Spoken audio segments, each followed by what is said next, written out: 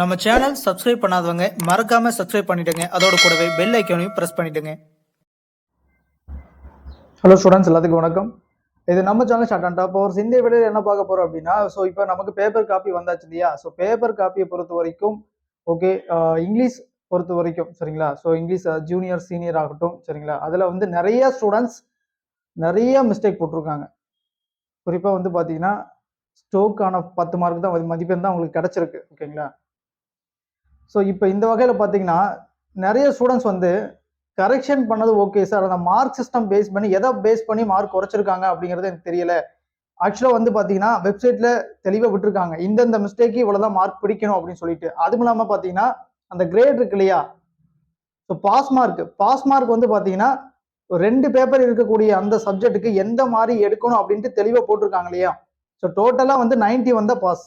இதை வந்து அவங்க வெப்சைட்ல கொடுத்துருக்காங்க. ஸ்டூடெண்ட்ஸ் கேட்குறாங்க, அவங்க வெப்சைட்ல கொடுத்துருக்காங்க சார், நான் செக் பண்ணிட்டேன், வெப்சைட்ல இந்த மாதிரி தான் கொடுக்குறாங்க. ஆனால் என்னுடைய ஹையர் பேப்பரை பொறுத்த வரைக்கும் கரெக்டாக நான் மினிமம் மார்க் 35. நல்லா பாருங்க, ஒவ்வொரு சப்ஜெக்ட்ல மினிமம் மார்க் 35 இருக்கணும்.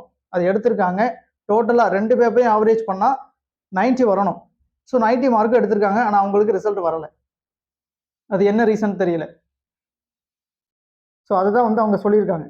ஸோ 2-3 ஸ்டூடெண்ட்ஸ்க்கு வந்து பார்த்தீங்கன்னா சேம் இதே தான். ஃபர்ஸ்ட் அண்ட் செகண்ட் பேப்பர் எடுத்துக்கிட்டிங்கன்னா மினிமம் 35 மார்க் அவங்க கிராஸ் பண்ணியாச்சு. ஸோ அதுக்கப்புறம் பார்த்தீங்கன்னா டோட்டல் பார்க்கும்போது ஃபர்ஸ்ட் அண்ட் செகண்ட் பேப்பர் 2 சேர்த்தோம்னா 90 மார்க் வருது. அப்புறம் ஏன் அவங்களுக்கு ரிசல்ட் வரலை? ஸோ அது ஆக்சுவலாக வந்து அது சரியான முறையா இல்லை 45 தான் எடுக்கணுமா? அப்படி எடுக்கணும் அப்படின்னா அதுக்கான மார்க் சிஸ்டம் என்னது? அதோட கூட ஒரு மிஸ்டேக், இந்த மாதிரி மிஸ்டேக்லாம் வந்து பார்த்தீங்கன்னா இவ்வளோதான் மார்க் தான் பிடிக்கணும் அப்படின்னு சொல்லிட்டு வெப்சைட்லேயே கொடுத்துருக்காங்க இல்லையா? அதையும் ஃபாலோ பண்ணலை அப்படின்ட்டு நிறைய ஸ்டூடெண்ட்ஸ் சொல்லியிருக்காங்க. அதாவது கரெக்ஷன் பண்ணியிருக்காங்க, மிஸ்டேக் நிறையாவும் போட்டிருக்காங்க. ஸ்டூடெண்ட்ஸ் நிறைய மிஸ்டேக்கும் போட்டிருக்காங்க. தென் வந்து அதெல்லாம் கரெக்டாக கரெக்ஷன் பண்ணி அதுக்கேற்ற இது விட்டுருக்காங்க. ஆனால் ஒரு சில ஸ்டூடெண்ட்ஸ்க்கு அந்த பார்டரில் கரெக்டாக வந்து பார்த்தீங்கன்னா ஒரு 70 மிஸ்டேக்னா 70 மார்க்.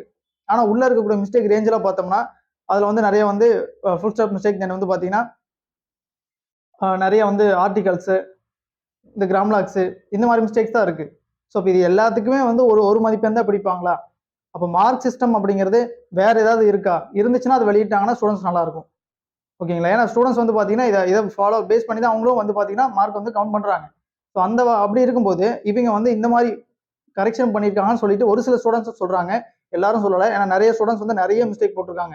அவங்களுக்கு ஸ்டோக்கு உண்டான மதிப்பெண் 10 மதிப்பெண் தான் நிறைய வந்திருக்கு. ஸோ நம்ம ரிவால்யூஷன் அந்த பேப்பர் காப்பி பார்த்த வரைக்குமே அந்த அளவுக்கு தான் இருந்திருக்கு இங்கிலீஷ் பொறுத்த வரைக்கும் சரிங்களா? ஆனால் ஒரு சில ஸ்டூடெண்ட்ஸ்க்கு இந்த மாதிரி அவங்களுக்கு ரிசல்ட்டும் 35 மினிமம் எடுத்திருக்காங்க. ஆனால் அவங்களுக்கு பாஸ் ரிசல்ட் வரல. அதோடு கூட அவங்களுக்கு வந்து பார்த்தீங்கன்னா அந்த மார்க் சிஸ்டம் ஒரு சில மிஸ்டேக் இவ்வளோ மதிப்பெண் தான், அரை மதிப்பெண் தான், அந்த மாதிரி இருக்கு இல்லையா? ஸோ அதுவுமே சரியா ஃபாலோ பண்ணலை அப்படின்ட்டு ஸ்டூடெண்ட் சொல்றாங்க சரிங்களா? ஸோ இதுக்கு சொல்யூஷன் என்ன அப்படிங்கிறது தெரிய வரல சரிங்களா? இதுக்கு என்ன சொல்யூஷன், இதுக்கப்புறம் என்ன பண்றது அப்படிங்கிறது தெரியல. ஒருவேளை நம்ம ரிவல்யூஷன் போட்டால் கரெக்டாக வந்து வேல்யூஷன் பண்ணுவாங்களா அப்படிங்கிறது தெரியல.